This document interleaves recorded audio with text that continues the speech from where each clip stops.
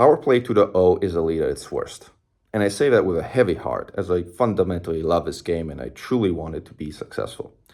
But it is undeniable that Frontier Developments have put forward a pretty poorly designed gameplay loop and has since launched made a series of truly misguided actions regarding the nerf of activities down and down and down, further resulting in disaffection from the community, which was instead very much looking forward to a series of activities that, as of recently, had actually gone in the opposite direction, that is, of making the game less grindy. Everything so far that has been done with Powerplay 2.0 has instead gone in the direction of making the game more grindly. And none of us like that, let's be honest. With that being said, today's news is that the nerf du jour is related to rare trades, the trade in rare goods, the turn-in of escape pods, and the turn-in of settlement data, and further, the unannounced but effective nerf of destroying fighters at stronghold sites. All of these have been nerfed into the ground after early on a set of other activities were nerfed into the ground, such as the turn-in of exploration data and of exobiology data. This breaks one of the golden rules of gameplay design, which is to start low and adjust up if need be, instead of starting high and adjusting things down into the ground, which candidly pisses everybody off.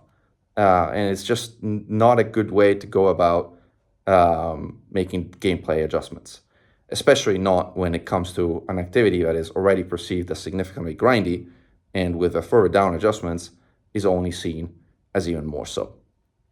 Furthermore, and this is a personal belief, I fundamentally believe that the gameplay rewards, such as modules and other Powerplay benefits, should have been made available to players in solo as well.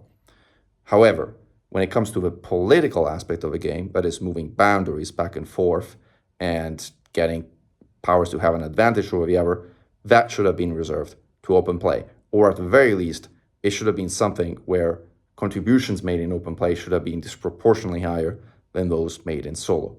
To this day, it is still possible to move boundaries and affect power play while effectively actively unopposed in solo gameplay mode, which is fine if all you want is to gather merits for the purpose of modules, but it's kindly completely antithetical to the intent of a gameplay mode, which is to actually have players interact when it comes to the political aspect of the game.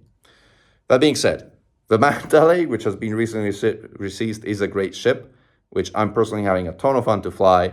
So if you can't be bothered with Powerplay 2.0, and you probably shouldn't in its current state, I highly encourage you to go ahead and try that ship if you can make the pre-purchase in terms of ARCs, as it has been a lot of fun. And I very much look forward to making a video about it soon. With that said, unfortunately, I have to repeat, Powerplay 2.0 is truly elite at its worst. With that, Commander Mekan, over and out.